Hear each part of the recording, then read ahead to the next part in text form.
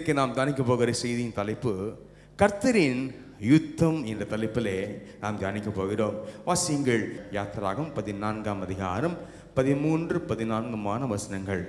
அப்பொழுது மோசே ஜனங்களை நோக்கி, பயப்படாதிருங்கள், நீங்கள் நின்று கொண்டு இன்றைக்கு கர்த்தர் உங்களுக்கு செய்யும் இரட்சிப்பை பாருங்கள். இன்றைக்கு நீங்கள் காண்கிற எகிப்தியரை இனி என்றைக்கும் காண மாட்டீர்கள். கர்த்தர் உங்களுக்காக யுத்தம் பண்ணுவார், நீங்கள் சும்மா இருப்பீர்கள் என்றார். கர்த்தர் உங்களுக்காக யுத்தம் பண்ணுவார், நீங்கள் சும்மா இருப்பீர்கள். கர்த்தர் நம்மை ஆசீர்வதிப்பாராக. பாருங்கள், கர்த்தர் நமக்காக யுத்தம் பண்ணுகிறவராக இருக்கிறார். அப்போ நமக்கு ஒரு வேலையை கர்த்தர் கொடுத்திருக்கிறார். என்ன வேலை தெரியுமா? சும்மா இருக்கிற வேலையை தான் கொடுத்திருக்கிறார். பாருங்க, தகப்பன் இருக்கான்னு வச்சுக்கோங்களேன். ஒரு வேலை செய்யும் போது அந்த பிள்ளை சின்ன பிள்ளையா இருந்தாலும், இங்கே வாமா, அந்த ஸ்க்ரூ டிரைவரை பிடிச்சிக்கோமா, நான் அதை மாட்டுறேன் அப்படின்னு ஒரு சின்ன சின்ன வேலையை தான் தகப்பன் கொடுப்பார். ஆனால் நம்ம பரம தகப்பன் என்ன தெரியுமா? நான் உனக்காக யுத்தம் செய்கிறேன், நீ சும்மா இருந்தால் போதும் அப்படின்னு அவர் சொல்லுகிறதை நாம் பார்க்கலாம். கர்த்தர் நம்மை ஆசீர்வதிப்பாராக. பாருங்கள், நாம் சும்மா இருக்கும் பொழுது பாருங்க, அதுவே ஒரு பிரயோஜனமாக காணப்படுது. ஆங்கிலத்தில் வாசிக்கிறோம், ஹோல்ட் யுவர் பீஸ் என்று காணப்படுகிறது. உன் சமாதானத்தை காத்துக்கொள்வா என்று. பாருங்க, நாம் அப்போ வாயை மூடிக்கொண்டிருக்கும் பொழுது, நாம் சும்மா இருக்கும் பொழுது நம்முடைய சமாதானம் போன்ற அந்த காரியங்களை நாம் காத்துக்கொண்டு தேவன் செய்கிற காரியத்தை நாம் பார்த்து கொண்டே இருக்க கர்த்தர் கிருபை செய்வார். கர்த்தர் நம்மை ஆசீர்வதிப்பாராக. தேவன் நமக்காக செய்யும் யுத்தங்களை நாம் வேடிக்கை பார்க்க வேண்டும் என்று கர்த்தர் பேசுகிறார்.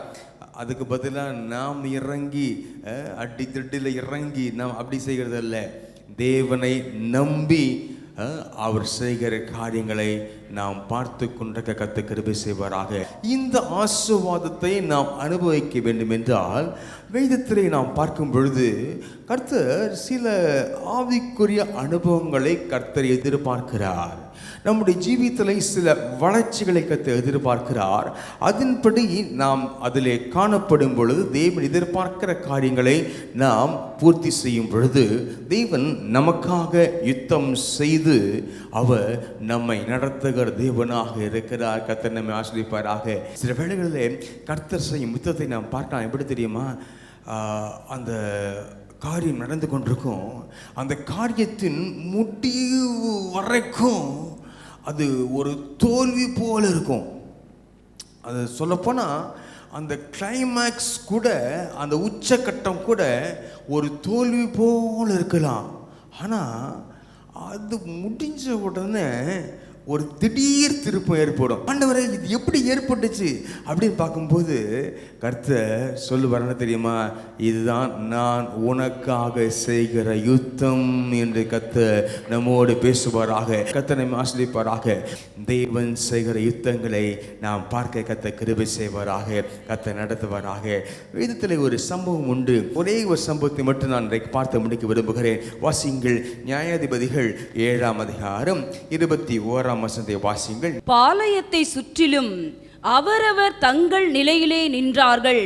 அப்பொழுது பாளையத்தில் இருந்தவர்கள் எல்லாரும் சிதறி கூக்குரலிட்டு ஓடி போனார்கள். பாருங்க, இந்த இடத்துல நாம் பார்க்கிறோம், அவருக்காக தேவன் எப்படி யுத்தம் செய்தார் என்பதை குறித்து நாம் தெளிவாக பார்க்கலாம். பாருங்கள், இந்த இடத்துல கர்த்தர் அநேக காரியங்களை அருமையான தாசன் ஆகிய கிதியோனுக்கு கர்த்தர் சொல்லுகிறார். அந்த கிதியோன் பாருங்கள், அதை அப்படியே செய்து கொண்டு வருகிறார். அவர் சொல்லையெல்லாம் செய்துவிட்டு கடைசியிலே பாளையத்தை சுற்றிலும் அவரவர் தங்கள் நிலையிலே நின்றார்கள். அவ்வளவுதான். அதாவது ஒரு பெரிய யுத்தம் என்றால் இரண்டு பக்கத்திலும் போராட்டம் இருக்கத்தான் செய்யும். கடைசியிலே ஒருவருக்கு ஜெயம் உண்டு அல்லவா? ஆனால் இந்த இடத்துல கிதியோன் பாருங்கள், கர்த்தர் சொன்னபடி அந்த கிதியோன் அவர் செய்து கொண்டே வந்தார். அப்போ அதை செய்துட்டு அவங்க அப்படியே நின்று கொண்டிருக்கிறார்கள். பாலத்தை சுற்றிலும் அவரவர் தங்கள் நிலையிலே நின்றார்கள். தேவன் சொன்னபடியே அவர்கள் நிற்கும் பொழுது, அப்பொழுது எதிரிகள் பாளையத்தில் இருந்தவள் எல்லாரும் சிதறி கூக்கரிட்டு ஓடி போனார்கள் என்று பார்க்கிறோம். இவங்களுக்கு என்ன நடக்குதுன்னு புரியல. யாரும் கத்தி எடுக்கல, யுத்தம் செய்யல, அவர்கள் பாட்டுக்கு ஓடி போறாங்க. என்ன நடக்குதுன்னு இவங்களுக்கே புரியல, தெரியலன்னு கர்த்தர் ஆசீர்வதிப்பாராக. பாருங்க, அந்த அளவிற்கு தேவன் இவருடைய ஜீவியத்திலே அவர் கிரியை செய்தார். அவருடைய எதிரிகள் ஓடி போனார்கள் என்று பார்க்கிறோம். பாருங்க, இவ்வளோ பெரிய யுத்தம் வருகிறது. பாருங்க, அந்த இடத்துல இவ்வளோ பெரிய யுத்தம் வருகிறதை பார்க்கலாம். அந்த யுத்தத்தில் இப்படி ஒன்றுமே செய்யாமல் வெற்றி பெற வேண்டும். பாருங்க, அப்படி எல்லாருக்கும் ஆசை தான். ஆண்டவரே, ஒரு பெரிய யுத்தம் வந்திருக்குது, ஆனால் நான் ரொம்ப ஸ்ட்ரெயின் பண்ணாமல் ஒன்றும் இழந்து போகாமல் ஒரு வெற்றியை பெற்றுக்கொள்ளணும் என்பது நமக்கு ரொம்ப ஆசை தான். அப்படி தான் நம்ம ஒரு பெரிய போராட்டம் வரும்பொழுது, ஒரு சோதனை வரும்பொழுது, ஆண்டவரே ஜெயம் தாரும், ஆனால் ஆண்டவரே நான் இதில் எந்த விதமான பாதிப்பு இருக்கக்கூடாது, நீரே பார்த்து கொள்ளும் ஐயா அப்படின்னு தங்கள் நிலையிலே நின்றார்கள் என்று பார்க்கிறோம். நமக்கு எதிராக வருகிறவர்கள் பெரிய போராட்டத்தை கொண்டு வரும் பொழுது நாம் தேவன் சொல்லுகிறபடி செய்துட்டு, ஆண்டவரே நான் இப்பொழுது நீர் செய்ய போகிற யுத்தத்தை நான் நின்று பார்க்க போகிறேன் என்று நாம் சொல்லும் பொழுது தேவன் நமக்காக யுத்தம் செய்வதை நாம் பார்க்கலாம். அன்பானவர்களே, கர்த்தர் நம்மை ஆசீர்வதிப்பாராக. இப்படி இவர்கள் எந்த நிலையிலே அல்லது இவர்கள் என்ன செய்து இந்த தேவனுடைய யுத்தத்தை அவர்கள் ஆக்டிவேட் பண்ணாங்க, என்ன காரியத்தை செய்து தேவனுடைய யுத்தத்தை செய்ய வைத்தார்கள் என்று பார்க்கும் பொழுது, தேவன் சொன்ன காரியத்தை அவர்கள் அப்படியே கேட்டாங்க. அவ்வளவுதான், வேற ஒண்ணுமே இல்லை. தேவன் என்ன சொன்னாரோ அதை அந்த கிதியோனும் அவன் சேனையும் அப்படியே கேட்டது. அதனால தேவன் ஒரு பெரிய வெற்றியை அவருடைய ஜீவியத்திலே கொடுக்கிறதை நாம் பார்க்கலாம். கர்த்தரை ஆசீர்வதிப்பாராக. அவர்கள் என்னென்ன காரியத்தை செய்தார்கள் என்பதை குறித்து ஒரு 3 விதமான படிகளை குறித்து நாம் பார்க்க போகிறோம். அவர்கள் செய்த காரியத்தை குறித்து வாசிக்கலாமா? நியாயாதிபதிகள் 7ஆம் அதிகாரம் 9-15 வசனங்கள். அன்று ராத்திரி கர்த்தர் அவனை நோக்கி, நீ எழுந்து அந்த சேனையினிடத்திற்கு போ, அதை உன் கையில் ஒப்பு கொடுத்தேன். கிதியோன் அந்த சொப்பனத்தையும் அதன் வியர்த்தியையும் கேட்டபோது அவன் பணிந்து கொண்டு இஸ்ரவேலின் பாளையத்திற்கு திரும்பி வந்து, எழுந்திருங்கள், கர்த்தர் மீதியானியரின் பாளையத்தை உங்கள் கைகளில் ஒப்பு கொடுத்தார் என்று சொல்லி. இந்த இடத்துல கர்த்தர் கிதியோனோடு அழகாக பேசுகிறார். வேற ஒன்றுமல்ல, கிதியோனோடு பேசி அவரை உற்சாகப்படுத்துகிறார். அநேக வாக்குத்தத்தங்களை கொடுத்து கிதியோனை உற்சாகப்படுத்துகிறார். 9ஆம் வருஷத்தை பார்த்தோம் அல்லவா? நீ எழுந்து சேனையிடத்துக்கு போ, அதை உன் கையில் ஒப்பு கொடுத்துறம்பா, இனிமே அது பேச வேண்டாம். இவருக்கு நம்ப முடியல. என்னடா அது, அவ்வளோ பெரிய ஜனங்க அங்கே இருக்குது, யுத்தத்தில் பழக்கம் இல்லாத என்னை கொண்டு எப்படி தேவன் விடுதலை கொடுப்பார்? அடுத்த 15ஆம் வருஷத்தில் பார்க்கும் பொழுது உனக்கு அதை கன்ஃபார்ம் பண்ணணும்னா நீ அந்த பாளையத்தில் நைஸாக போய் பாரு. அப்போது அங்கே ஒருத்தன் சொப்பனம் கண்டு அந்த சொப்பனத்தின் அர்த்தத்தையும் அவன் சொல்லுவான். அதை கேட்ட உடனே உனக்கு நம்பிக்கை வரும் என்று சொன்னான். உடனே அவன் சொப்பனத்தை கண்டு அர்த்தத்தை சொல்லும் பொழுது அதை பார்த்து விசுவாசித்தான். பாருங்க, இந்த கிதியோன் பட்டயத்தில் நாம் அழிந்து போவோம் என்று அவன் சொன்ன உடனே தான், ஐயோ கர்த்தர் நம்மோடு இருக்கிறார், யுத்தம் செய்கிறார் என்ற நினைப்பே இந்த கிதியோனுக்கு வருதன்பான. உண்மையாகவே நம்மை எதிர்ப்பவர்கள் திரும்ப சொல்வார்கள், கர்த்தர் இவனோடு இருக்கிறார் என்று அவர்கள் பயந்து சொன்ன உடனே தான், ஐயோ கர்த்தர் இவனோடு இருக்கிறார் என்ற உணர்வே நமக்கு சிலவில் வரும். அதுக்கு முன்னால கர்த்தர் 1000 தடவை ஒரு வார்த்தையை சொன்னாலும் அந்த தைரியமே நமக்கு வராது. நம்ம எதிர் இருப்பவர்களே சாட்சி கொடுக்க போகிறார்கள்.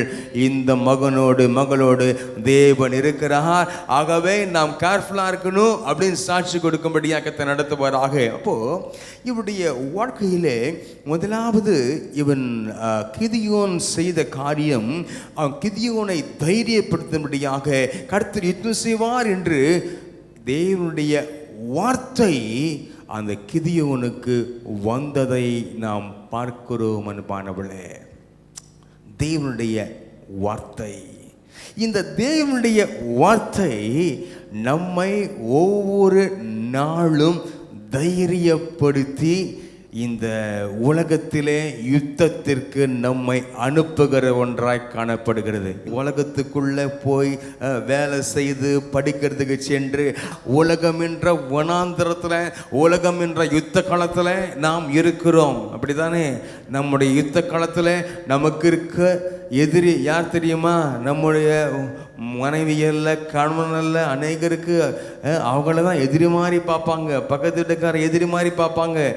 ஆண்டவரை, இந்த ஆளை, இந்த கோலியாத்தை எதிர்க்கணும் ஆண்டவரை. அப்படி அல்ல, அவளுக்குள்ளே இருந்து கிறிஸ்துகள் சாத்தானை கத்த அதமாக்கி ஒரு பெரிய ஜெயத்தை நமக்கு கட்டளையிடுவாராக. கர்த்தர் நம்மை ஆசீர்வதிப்பாராக. பாருங்கள், அதற்காக நம்மை கர்த்தர் அவருடைய வார்த்தைகளை கொடுத்து உற்சாகப்படுத்துகிறார். பாருங்க, அவர் உற்சாகப்படுத்துவார். எழுந்திருங்கள், மீதியான பாளையத்தை கர்த்தரும் கையில் ஒப்பு கொடுத்தான். முன்னால் நான் போக மாட்டேன் அப்படி இப்படி சொல்லிட்டே இருந்த ஆளு இந்த வாக்குத்தத்தத்தை கேட்ட உடனே பாருங்க, ஒரு பெரிய தைரியம் வந்துருது. அன்பானவளே, நம்முடைய வாழ்க்கையிலும் கூட தேவன் அவருடைய வாக்கு தத்தத்தை கொடுத்து அவர் நடத்துகிற தேவனாய் காணப்படுகிறார். ஒரு காரியத்தை எதிர்கொள்ள போகிறோம், நீ இருக்கிற இந்த பலத்தோடைய போ, ஒன்று கவலைப்பட வேண்டாம் என்று கர்த்தர் கிதியோனை பார்த்து சொன்னது போல அவர் சொல்லுகிறார். நம்மை பார்த்து என்ன தெரியுமா? ஒன்றும் கவலைப்படாத, உன்னோடு இருக்கிறவர் நான், நீ தைரியமாக செல், யுத்தம் பண்றது நான், நீ ஏன் பயப்படுற? அல்லேலூயா. கர்த்தர் நம்மோடு யுத்தம் செய்கிறார், முடிவிலே ஜெயத்தை தான் நாம் காண்போம். அன்பானவளே, அப்போ இப்படி அந்த தைரியத்தை காணப்பட முடியும் என்று பார்க்கும் பொழுது தேவனுடைய வார்த்தையை சார்ந்து காணப்பட வேண்டும். தேவனுடைய வார்த்தையை நாம் சார்ந்து காணப்படணும். நம்முடைய பலனை சார்ந்தல்ல, கர்த்தர் நமக்காக யுத்தம் செய்ய வேண்டும் என்று அவர் சொன்ன வார்த்தைகளை பிடித்து நாம் அதற்கென்று காத்திருக்க வேண்டும் என்று கர்த்தர் சொல்கிறார். நம்முடைய வாழ்க்கையிலே இதுவரைக்கும் தேவன் வெற்றியாய் நடத்தி வந்திருப்பார் என்றால் அது தேவனுடைய வல்லமை மட்டும்தான். தேவனுடைய வல்லமை அது நம்மோடு இருந்து நம்மை இதுவரைக்கும் நடத்தி வந்த அதே தேவன். ஹல்லேலூயா. அவர் நம்மை தொடர்ந்து நடத்துவாராக. கர்த்தரை ஆசீர்வதிப்பாராக. நமக்காக யுத்தம் செய்ய ஒருவர் இருக்கும் பொழுது நாம் ஏன் யுத்தம் என்று கவலைப்பட வேண்டும்? நான் உம்முடைய வார்த்தையை நம்பி இருக்கிறேன், அதுதான் முக்கியம். அந்த கிதியோன் எதை நம்பினா தெரியுமா? நீ போ, நான் ஒப்பு கொடுக்கிறேன். அவரவர் தங்கள் தங்கள் நிலையிலே நின்றார்கள். அதுக்கு முன்னால தேவனுடைய சித்தத்தை செய்துட்டு அவங்க நிற்கும் பொழுது அதில் தேவன் ஒரு பெரிய வெற்றியை அவளுக்கு கட்டளையிடுகிறார். கர்த்தரை ஆசீர்வதிப்பாராக, கர்த்தர் நடத்துவாராக. இரண்டாவதாக நியாயாதிபதிகள் 6:34 வாசியுங்கள். அப்பொழுது கர்த்தருடைய ஆவியானவர் கிதியோன் மேல் இறங்கினார். அவன் எக்காலம் ஊதி அபீசிரியரை கூப்பிட்டு தனக்கு பின் செல்லும்படி செய்து, தேவன் சொன்னார், நீ பயப்படாதவா போ. நம்பி இறங்கிட்டார். இப்போ என்னதான் கிதியோன் ஒரு மனுஷன் தானே, உடனே அவனை பலப்படுத்தும்படியாக ஆவியானவர் அவர் மேலே இறங்குகிறதை நாம் பார்க்கலாம். பாருங்க, அந்த இடத்துல இறங்கி அவர் பலப்படுத்துகிறதை பார்க்கலாம். கர்த்தரை ஆசீர்வதிப்பாராக. இரண்டாவதாக தேவனுடைய ஆவியானவர் அவர் கிதியோனை பலப்படுத்த ஆரம்பிக்கிறார். கிதியோனை பலப்படுத்த ஆரம்பிக்கிறார். ஏதோ ஒரு வழியிலே அவனை உற்சாகப்படுத்தி நீ போப்பா அப்படின்னு சில சொல்லுவாங்க தெரியுமா? நீங்க போ, செய்ப்பா. சும்மா ஒருத்தன் பயந்துட்டு இருப்பான் ஒரு காரியம் செய்யறதுக்கு, இல்லை நீ பயப்படாத, நீ போப்பா செய்ப்பான்ட்டு அவனை அனுப்பி விட்டுட்டு இவங்க கையை கட்டி வேடிக்கை பார்ப்பாங்க. அதான் உலகம். இவரு செய்ய முடியாத காரியத்தை சும்மா அந்த உசுப்பேத்தி விட்டு செய்கிற காரியம் இருக்கு பார்த்தீங்களா, கடைசியில் அங்கே போய் மாட்டிப்பான். அதுதான் உலகத்தில் நடக்கிற காரியம். ஆனால் தேவன் நம்மை போ என்று சொல்லுவார் என்றால் வெறுமனே அனுப்ப மாட்டார். ஆவியானவருடைய பலம் நம்மோடு கூட இருந்து அந்த காரியத்தை செய்து முடிக்க கர்த்தர் நமக்கு கிருபை தருவார். அவருடைய கையிலே கிதியோனை எடுத்து அவர் வல்லமையான பாத்திரமாக தேவ ஆவியானவர் பயன்படுத்துகிறார். அன்பானவர்களே, வார்த்தையை இயேசுவை எப்படி விசுவாசிக்கிறோமோ அதுபோல ஆவியானவருடைய கிரியையும் நாம் விசுவாசிக்க வேண்டும். அன்பானவர்களே, கர்த்தர் ஆசீர்வதிப்பாராக. பாருங்க, தேவனுடைய ஆவியானவர் அவர் எப்படியும் கிரியை செய்வார். ஆவியானவரை குறித்து நாம் பார்க்கும் பொழுது அவர் இப்படித்தான் கிரியை செய்வார் என்ற ஒரு நிலையிலே நாம் யோசித்து கொண்டிருக்க கூடாது. நான் விசுவாசிக்கிறேன். என்ன தெரியுமா, ஆவியானவர் இப்படியும் கிரியை செய்வார், எப்படியும் கிரியை செய்வார். ஆவியானவர் எப்படியும் கிரியை செய்ய அவர் ஆயத்தமாய் காணப்படுகிறார். அவர் நம்மை நடத்துக தேவனாய் காணப்படுகிறார். கர்த்தர் நம்மை ஆசீர்வதிப்பாராக. பாருங்க, அந்த ஆவியானவர் கிதியோனை கரத்தில் எடுத்தது போல அந்த ஒரே ஒரு மனுஷன் கிதியோன் அவனை கரத்தில் எடுத்து தேவன் ஒரு பெரிய வெற்றியை கட்டிட்டது போல தேவன் நம்மை கரத்தில் எடுப்பதினாலே நம்முடைய குடும்பத்திற்கும் நம்முடைய உறவினர்கள், நம்முடைய எல்லா அங்கத்தினர்கள், நம்முடைய பிஸ்னஸ், நம்முடைய வேலை எல்லாவற்றுக்கும் ஒரு பெரிய ஆசீர்வாதத்தை கர்த்தர் கட்டிடுவாராக. வாசியுங்கள், சகரியா 4:6 வாசியுங்கள். அப்பொழுது அவர், செருபாபேலுக்கு சொல்லப்படுகிற கர்த்தருடைய வார்த்தை என்னவென்றால், பலத்தினாலும் அல்ல பராக்கிரமத்தினாலும் அல்ல, என்னுடைய ஆவியினாலேயே ஆகும் என்று சேனைகளின் கர்த்தர் சொல்லுகிறார். பாருங்க, பலத்தினாலும் அல்ல பராக்கிரமத்தினாலும் அல்ல, என்னுடைய ஆவியினாலேயே ஆகும் என்று கர்த்தர் சொல்கிறார். நம்முடைய செயலினால் அல்ல, நம்முடைய திட்டங்களினால் அல்ல. ஹல்லேலூயா. தேவனுடைய ஆவியினால் ஆகும். நம்முடைய பலம் அவசியம், திட்டம் அவசியம். எல்லாவற்றுக்கும் மேலாக தேவனுடைய ஆவியானவர் நம்மோடு இருக்கிறபடினாலே ஹல்லேலூயா எல்லா காரியம் ஆகும். நாம் நினைத்து கொண்டிருக்கிற, எதிர்பார்த்து கொண்டிருக்கிற காரியங்கள் முடியுமா என்ற கேள்வியோடு வந்திருக்கிறீர்களே, தேவ ஆவியானவர் சொல்கிறார், ஆவியினால் எல்லாம் ஆகும். கர்த்தரை ஆசீர்வதிப்பாராக, கர்த்தர் நடத்துவாராக. பாருங்கள், தேவனுடைய ஆவியான கிரியை செய்கிறார் என்று சொல்லும் பொழுது நம்மிலும் ஒரு ஞானம் அவசியமாயிற்றே என்று நாம் நினைக்கலாம். ஆனால் எப்படி ஆண்டவரே நான் இது செய்வேன் என்று நாம் யோசிக்க வேண்டாம். பலத்தினால் அல்ல பராக்கிரமத்தினால் அல்ல, என் ஆவியினால் ஆகும் என்று கர்த்தர் சொல்லியிருக்கிறார். வாசியுங்கள், 1 கொரிந்தியர் 1:27 பாருங்க, பலம் உள்ளவர்களை வெட்கப்படுத்தும்படி தேவன் உலகத்தில் பலவீனமானவர்களை தெரிந்து கொண்டார். பானவளே, ஆகவே இந்த வேளையில் எனக்கு உலக ஞானம் இல்லை, பலன் இல்லை. ஆனாலும் இந்த யுத்தத்தில் நாம் போராட வேண்டியது அவசியமாக இருக்கிறது என்று நாம் எதிர்பார்க்கிறோமா?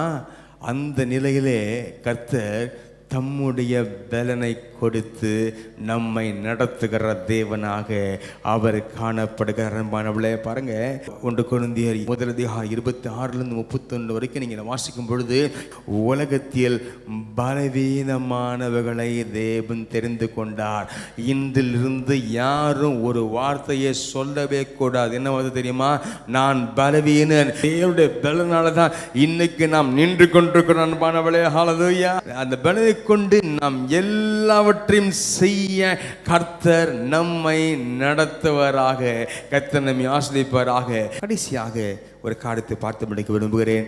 வாசியுங்கள், நியாயாதிபதிகள் 7:16. அந்த 300 பேரை 3 படையாக வகுத்து அவர்கள் ஒவ்வொருவரின் கையிலும் ஒரு எக்காலத்தையும் வெறும் பானையையும் அந்த பானைக்குள் வைக்கும் தீவட்டியையும் கொடுத்து, இந்த இடத்துல தேவன் யுத்தத்திற்கு அனுப்புகிறார். யுத்தத்திற்கு இந்த நாட்களிலே இராணுவ வீரரை அரசாங்கம் அனுப்பும் பொழுது அவருடைய கரத்திலே என்ன கொடுத்து அனுப்பும்? ஒரு AK-47 அல்லது ஒரு டேங்க் பீரங்கி அல்லது ராக்கெட் லான்ச்சர், நிறைய இருக்குது, ஷெல், அது ஏதாவது கொடுத்து அனுப்பும். அப்போ தான் அந்த இராணுவ வீரன் யுத்தத்தை தன்னை காப்பாற்றிக் கொள்ள முடியும். அடுத்தவன் அடிக்கிறது ரெண்டாவது, தன்னை காப்பாற்றிக் கொள்ள முடியும். அப்போ இந்த இடத்துல தேவன் என்ன கொடுக்கிறார் பாருங்க, எக்காலம், பானை, தீவட்டி, இது எல்லாம் எதுக்கு யூஸ் பண்ணுவாங்க? யுத்தத்துக்கு யூஸ் பண்ணுவாங்க. பானை சட்டியெல்லாம் வீட்டில் இருக்கும் பாருங்க. தீவட்டி, ஒரு லைட் பாருங்க. மனுஷன் எது யுத்தத்துக்கு உதவாது அப்படின்னு நினைக்கிறானோ கர்த்தர் அதை கொண்டே ஜெயத்தை கொடுக்க வல்லவராக இருக்கிறார். ஹல்லேலூயா. இதுதான் தேவனுடைய திட்டம். The plan of God. தேவனுடைய திட்டம். அன்பானவர்களே, நாம் பல திட்டங்களை ரொம்ப யோசிப்பாங்க. சில இப்படி இது பண்ணால் அதாகும், இது பண்ணால் இதாகும், அப்படி நிறைய யோசிக்கலாம்.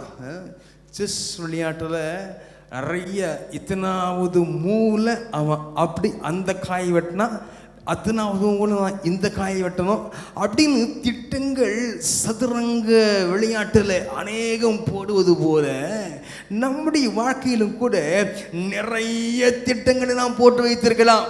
ஆனால் நம்முடைய வாழ்க்கையிலே தேவனுக்கென்று ஒரு திட்டம் இருக்கிறது. தேவ திட்டம் என்று ஒன்று இருக்கிறது. அதை நாம் யோசித்துக் கொள்ள வேண்டும். இந்த கால வேளையிலே அந்த திட்டங்களை குறித்து இந்த வேளையிலே கர்த்தர் நம்மோடு பேசுவாராக. அன்பானவர்களே, அந்த திட்டத்தில் நடத்தும் ஐயா. ஒருவேளை என்னுடைய திட்டங்கள் பாருங்க, அந்த நாகம்மான் யோசித்து கொண்டு வந்தார். என்ன திகுதேசி தொட்டு ஜெபம் பண்ணி அப்படியே ஒரு கை வச்சு ஜபிச்சு முடிச்சு அந்த நொடிப்பொழுதுல அப்படியே எல்லாம் மாறி நினச்சி கொண்டு இருந்தார். அவர் பார்க்கவே இல்லை, போய் முங்குப்பா சரியாயிடும். இவருக்கு ஏற்றுக்கொள்ள முடியல. நம்ம கூட அப்படிதான். தேவன் பல வேளையில் அவர் திட்டத்தை சொல்லும்போது அதை ஒரு திட்டமென்று ஏற்றுக்கொள்ள முடியாது.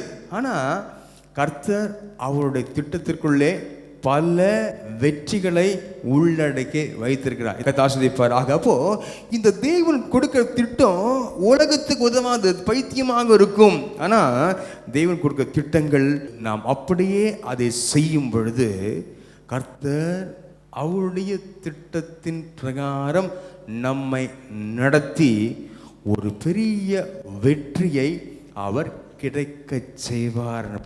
பாருங்க, தீவட்டியின் வெளிச்சத்தை பானைக்குள் மறைத்து வைக்கணும். பானை உடையும் சத்தமும், பானை உடைஞ்ச உடனே அதுக்குள்ள தீவட்டி எரிஞ்சிட்டு இருக்குது அல்லவா, அது வெளிச்சம் டக்குன்னு வெளியே வரும். அது வெளியே வரும்போது அதே நேரத்தில் எக்கால சத்தம் ஊதணும். கிதியோனிய பட்டயம் தேவனுடைய பட்டயம் என்று ஜனங்கள் ஆரவாரிக்கணும்.